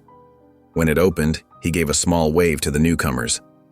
Hi, he said clearly. I'm Max. Want to see your rooms? Luis stared at the ground, but Zara took a hesitant step forward, her bear tucked under her chin. Mia wheeled closer. I picked the colors, she announced proudly, and named them too. The children followed Max and Mia down the hallway, their footsteps echoing in the freshly painted space. The first room they entered was painted that deep blue Mia had chosen, with glow-in-the-dark stars scattered across the ceiling. This is the star room, Max explained to Zara. You can sleep here if you want. The stars keep watch at night. Zara's eyes widened as she looked up at the ceiling. For the first time, a tiny smile crossed her face. In another room, painted in soft greens and browns, Luis set down his backpack. Max pointed to a small keyboard in the corner. Do you like music? Luis shrugged, but his eyes lingered on the instrument. Max sat down at the keyboard and began to play the safe song, the melody he'd composed for Mia. His fingers moved confidently across the keys, filling the room with gentle notes. Both Luis and Zara drew closer, drawn by the music. Max is teaching me, Mia said proudly. You can learn too. To everyone's surprise, Luis reached out and touched one key, then another. Max nodded encouragingly and showed him a simple pattern. Soon, Luis was attempting to copy it, his face intense with concentration. Throughout the afternoon, Ruth observed how naturally Max took on his role as guide and protector. He showed the children where to find snacks in the kitchen, helped them arrange their few belongings, and demonstrated how to work the nightlights. His previous silence had transformed into quiet confidence, especially when explaining things to the younger children. Remember, he told them during dinner, this is home now, like it became for me. Devin watched from the doorway as the children ate together at the small kitchen table. Max was cutting Zara's sandwich into smaller pieces, while Mia chatted about her favorite books. Even Luis had begun to relax slightly, his shoulders less tense than when he'd arrived. As evening approached, Ruth supervised bath time in pajamas. The children gathered in the star room, where Max and Mia had insisted on having story time together. The glow-in-the-dark stars cast a gentle light as Ruth read from a picture book. Later, after the younger children had drifted off to sleep, Max found Mia still awake in her room. She was looking at her collection of drawings on the wall. I think Mama would like the star room, Max said quietly. Mia smiled, touching one of her drawings. She's in it. All the stars are Mama's. From his position in the hallway, Devin quickly wiped his eyes. He walked quietly to Angela's old room, now his temporary office in the guest house. Her journal lay open on the desk, where he'd been reading it earlier. He picked up a pen and added a new entry. She would be proud. He closed the journal gently and looked out the window at the star-filled sky. Somewhere in the quiet house, Max began to hum the safe song, its notes drifting through the halls like a lullaby. The attic creaked under Ruth's careful steps as she sorted through dusty boxes and old furniture. Afternoon light filtered through cobwebbed windows, casting long shadows across the wooden floorboards. She'd been organizing the space all morning, preparing it for storage items from the guest house renovation. These old trunks can go, she muttered to herself, marking items with colored stickers. But these holiday decorations might work for the children's rooms. As she shifted a heavy beam to check behind it, something fluttered to the floor. Ruth bent down, her knees protesting, and picked up a yellowed envelope. Her breath caught when she saw the handwriting, neat, careful strokes she'd recognize anywhere. "Angela," she whispered, turning the envelope over. It was addressed to Margaret Ashford, Devon's mother, and dated just 2 weeks before Angela's dismissal. The seal was unbroken. Ruth's hands trembled slightly. She'd kept so many secrets over the years, watched so much unfold without speaking up. Now, holding this letter, she felt the weight of another decision. She found Devon in his study, reviewing applications for additional staff for Angela's haven. He looked up when she knocked, noting her serious expression. "What is it, Ruth?" She held out the envelope. "I found this in the attic, behind one of the support beams." She swallowed hard. "It's from Angela. To your mother." Devon took the envelope carefully as if it might crumble in his hands. His mother had passed away before all of this, before Angela's firing, before Charles's worst actions came to light. He stared at the unopened seal. "Should I?" he started. Ruth touched his shoulder gently. "Some truths need to be known, even if they're painful. I'll give you privacy." After Ruth left, Devon sat at his desk, the envelope heavy in his hands. Finally, he carefully broke the seal and unfolded the letter inside. Angela's handwriting was clear and steady. "Dear Mrs. Ashford, I hope this letter finds you well. I'm writing because I fear I may not have much time left at the estate, and I need your help. Your husband has made it clear that my presence here is becoming problematic. I've discovered things, terrible things, about how he treats the workers, especially those without papers. When I confronted him, he threatened not just my job, but my ability to care for Max. I know you've been ill and I hate to burden you with this, but you've always shown kindness to me and my boy. You're the only one I trust to understand what's at stake. I wanted to tell you something else too, something that brings me joy even in these dark days. Your granddaughter, Mia. She's an angel child. When she cries, my Max goes to her and hums the lullaby I used to sing for both of them. He may be quiet, but his heart is so big. She reaches for him now, recognizes his song. Music connects them in a way words can't. If something happens to me, I hope you'll protect Max.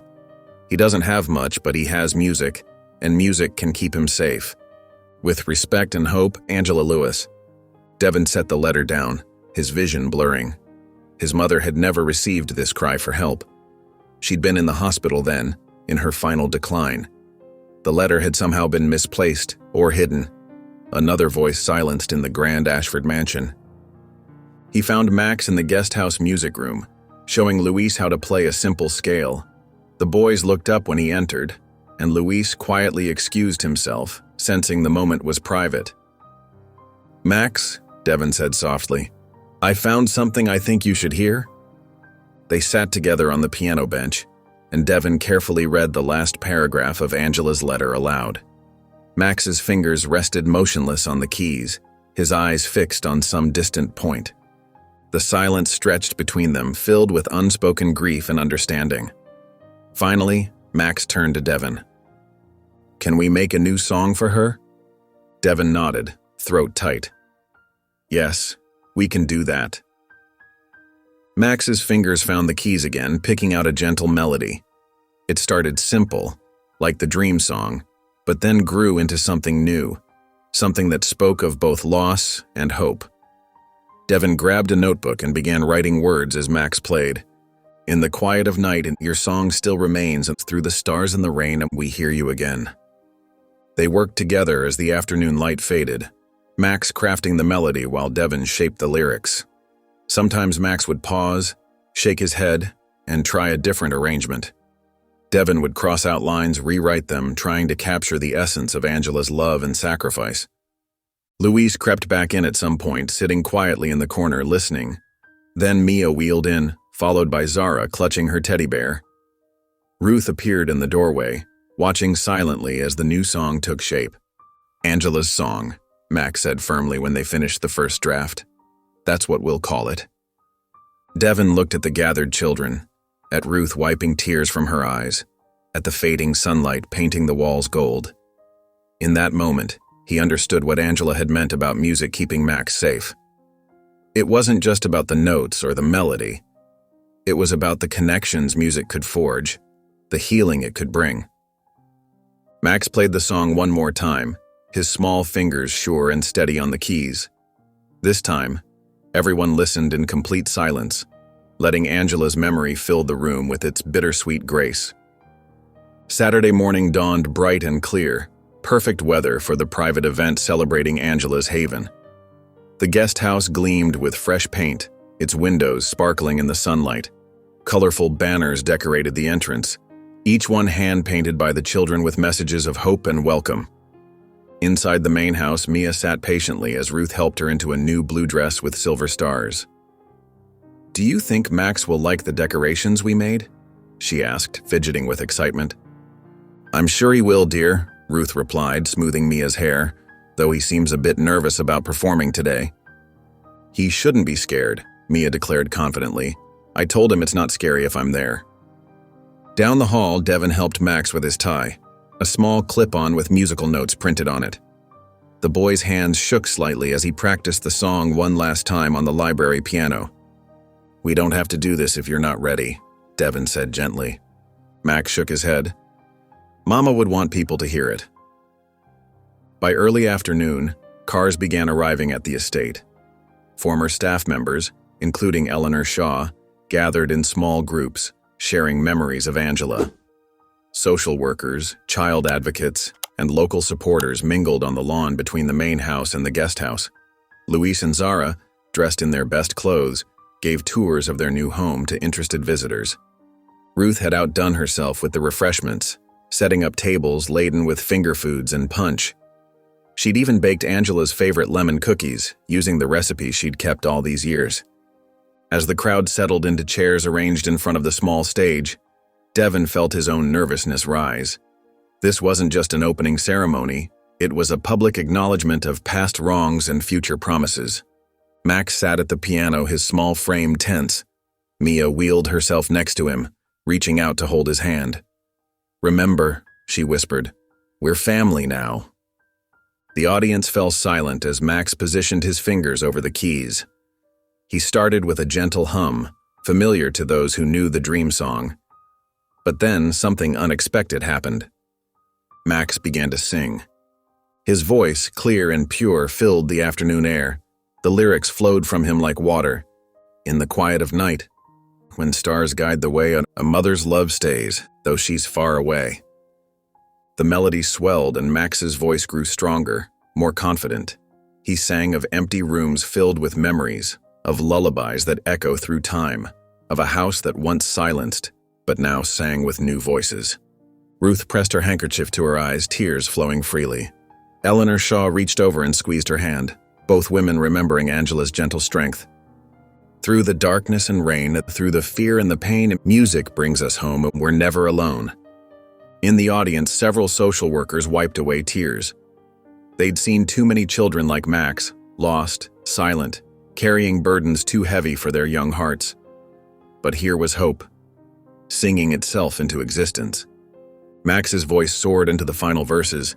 "This house holds our dreams, every song, every prayer, and Mother's sweet voice, and still lingers there." When the last note faded, silence held for a moment before applause erupted. Mia beamed proudly at Max, who managed a small smile in return. Devin stepped onto the stage, his own eyes glistening. He helped Mia wheel to the center and motioned for Luis and Zara to join them. "This," he said, his voice thick with emotion, "is the first family of Angela's haven." He placed a hand on Max's shoulder. "These children remind us that healing is possible, that music can bridge the gaps between loss and hope." He paused, gathering himself. "Today I'm announcing that Angela's haven will not just be a temporary shelter. We're establishing a permanent foundation, funded indefinitely in Angela Lewis's name. This program will provide homes, education, and arts therapy for children who need a place to belong." More applause followed, but Devin wasn't finished. Angela once wrote that music could keep children safe. She was right, not just about the music itself, but about the connections it creates, the voices it empowers, the healing it brings. After the ceremony, guests toured the completed guest house. They admired the bright bedrooms, the music room filled with instruments, the garden where children could play safely. Each space had been designed with care, bearing touches of Angela's memory while looking firmly toward the future. As evening approached and the last guests departed, peace settled over the estate. Devin carried a sleepy Mia up to her room, her head heavy on his shoulder. "Time for bed, sweetheart," he said, tucking her in. Mia yawned but caught his hand. "Do you think Max's mom heard the song?" Devin sat on the edge of her bed, smoothing her hair. "I think she was singing it with him." Mia smiled, her eyes drifting closed. "That's what I thought too." Outside, Max sat on a bench near the guest house, his face turned toward the stars appearing in the darkening sky. The music box lay open beside him, its familiar tune mixing with the evening breeze. As the melody played, Max hummed along softly, his voice harmonizing with the tinkling notes. For the first time since anyone could remember, he smiled. A real peaceful smile that reached his eyes. In that moment, under the vast starlit sky, he looked completely at home.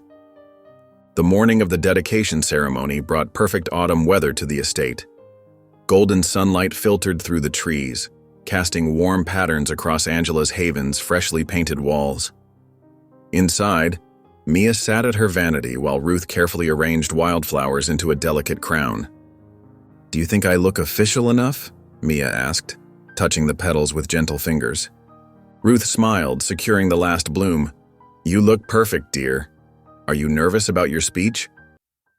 "No," Mia said confidently. "Daddy helped me make it special." In his study, Devin adjusted his tie and reviewed the dedication program one final time. The guest list had grown beyond their initial plans. Word had spread about Angela's Haven, drawing attention from child welfare organizations across the state. Max knocked softly on the open door, already dressed in his new navy blazer. "Is it time yet?" "Almost," Devin said, kneeling to straighten the boy's collar. "Remember, you don't have to speak if you don't want to." "I want to show them everything," Max replied quietly. "It's home now." By mid-morning, cars lined the estate's circular drive. Former staff members gathered in small groups, many carrying photos or mementos from their time working with Angela. Local reporters set up cameras discreetly, respecting Devin's request for minimal media presence. Social workers arrived with interested families, some holding the hands of children who might soon call Angela's Haven their temporary home. Ruth had transformed the garden into an intimate gathering space, with white chairs arranged in a semicircle facing the guest house entrance. A simple podium stood ready, decorated with trailing vines and white roses, Angela's favorite flowers. As guests took their seats, Mia wheeled herself to the podium, her flower crown catching the morning light. Devin stood nearby, ready to help if needed, but his daughter's face showed only determination. "Welcome to Angela's Haven," Mia began, her clear voice carrying across the hushed crowd. "This used to be a quiet house, but now it's full of music and laughing and love. My friend Max taught me that sometimes the best songs don't need words and sometimes the best families find each other in special ways." She paused, looking at Max in the front row. Angela was Max's mama, and she loved music too. Now her song lives in every room, and every child who comes here will know they're safe, just like she wanted. Applause rippled through the audience. Several former staff members wiped away tears, remembering Angela's gentle presence in those same rooms years ago. After Mia's speech, Max stood up, taking Luis and Zara's hands. "Would you like to see our home?" he asked the gathered guests, his voice soft but steady. He led small groups through Angela's Haven, pointing out details with growing confidence. Each bedroom had its own character now: the star room with its ceiling of glow-in-the-dark constellations, the garden room with painted flowers climbing the walls, the music room filled with donated instruments. "This is where we practice," Max explained, showing visitors the common area. "And this—" He stopped as Ruth and Devin unveiled the new mural. Gasps and murmurs of appreciation filled the room. The painting transformed Max's simple crayon drawing into a stunning work of art. 3 figures, Max, Mia, and Devin, stood hand in hand before the guest house while above them, stars spelled out Angela's Haven in gentle light. Luis squeezed Max's hand. "It's beautiful." Zara pointed to the stars, like all the mamas watching over us. When the tours concluded, Devin took his place at the podium. He held Angela's letter carefully, his hands slightly trembling. "Years ago, a brave woman wrote these words," he began. "She asked for help, for protection, for justice. We failed her then, but her spirit guides us now." He read portions of the letter, his voice growing stronger with each line. "Angela believed in the power of music to keep children safe," Devin continued. "She understood that safety isn't just about walls and locks. It's about being heard, being valued, being loved. I make this promise today. No child who enters Angela's haven will ever be silenced. No child will ever be discarded. Every voice matters here, whether it speaks in words or music or silence." After the formal ceremony, as guests mingled over refreshments, Eleanor Shaw approached Devin with a small wooden box. "I've kept these things for years," she said softly, waiting for the right moment. She opened the box, revealing a simple silver necklace with a treble clef charm. Angela wore this every day. She said it reminded her that music was her strength. Devin called Max over, showing him the necklace. "This was your mother's," he explained gently. Max touched the charm with trembling fingers. "Can I?" "Of course." Devin fastened it around Max's neck. "It belongs with you." As evening approached and the last guests departed, the newly expanded family gathered for a picnic near the fountain. Ruth spread blankets on the grass while Devin unpacked dinner baskets. Mia, still wearing her flower crown, tossed breadcrumbs to eager ducks. Luis and Zara darted across the lawn, glass jars in hand, trying to catch the first fireflies of dusk. Max sat cross-legged on a blanket playing soft melodies on his travel keyboard. His new necklace caught the fading sunlight as his fingers moved across the keys. The music drifted up toward Angela's haven, where warm light spilled from every window. Ruth watched the children play, her eyes soft with contentment. "This house used to be a tomb," she said quietly to Devin. "Now it's a song." Devin looked up at the glowing windows of Angela's haven, at the life and light now filling spaces that had been dark for so long. "It was never the walls," he replied. "It was the people we let in." Autumn painted the estate grounds in rich golds and deep reds, leaves dancing across the carefully maintained paths. Angela's haven stood warm and welcoming against the crisp October sky, its windows glowing with life and movement. Inside, the morning routine hummed along like a well-rehearsed symphony. Max moved through the common areas with quiet confidence, helping younger children tie shoelaces and find missing backpack straps. At 8 years old now, he carried himself with a gentle authority that made even the most troubled new arrivals feel safe. The silver treble clef still hung around his neck, catching the morning light as he bent to help 5-year-old Tommy with his breakfast. "Remember to eat slowly," Max said softly, sliding the bowl closer. "The food isn't going anywhere."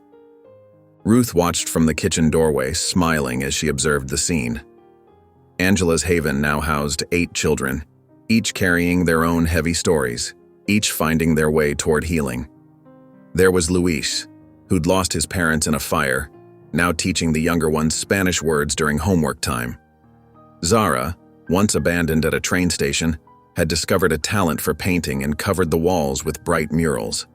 Tommy and his sister Sarah had arrived just last month, shell-shocked from years of neglect, but already beginning to laugh again.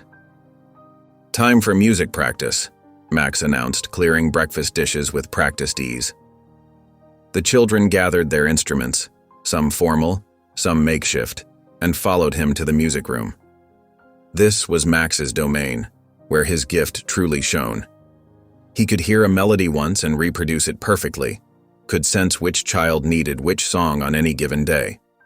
Later that afternoon, Devin gathered Max and Mia for a special trip. The local community center was hosting their annual Voices of Healing concert, and Angela's haven had been invited to perform. Mia wore her favorite purple dress, her wheelchair decorated with ribbons that matched the autumn leaves. Max carried his music folder, filled with sheets of Angela's song. now expanded with verses written by each child at the Haven. The community center buzzed with excitement. Families filled the seats, social workers and counselors mingled near the walls, and children from various programs waited backstage. When it was their turn, Mia wheeled herself to the piano, her small fingers finding the keys with growing confidence. Max stood at the microphone, the other Haven children arranged behind him like a small choir. The first notes of Angela's song filled the room, Mia's piano introduction clear and sweet. Max began to sing, his voice carrying the original verses about stars guiding lost children home. Then Luis stepped forward, adding his verse about phoenix wings rising from ashes. Zara sang about painting rainbows in empty rooms. Even Tommy and Sarah had contributed a simple chorus about holding hands in the dark. The audience sat transfixed as the song grew, layer by layer into something larger than its origins. This wasn't just Angela's lullaby anymore. It had become a tapestry woven from each child's journey toward healing. When the final note faded, the silence held for a breathless moment before erupting into applause. After the performance, as families and performers mingled in the lobby, a woman approached Devon. Her eyes were red from crying, but she smiled as she introduced herself. "I'm Patricia Wells," she said, her voice thick with emotion. "I was Max's caseworker, back when." She paused, collecting herself. "When we lost track of him, it haunted me. I never stopped wondering, never stopped hoping he was safe somewhere." Devon watched Max across the room, now helping Mia arrange her sheet music, both of them laughing at some private joke. "I'm glad he found home again," Patricia continued.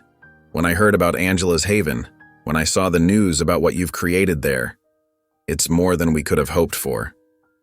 The drive home was quiet, peaceful.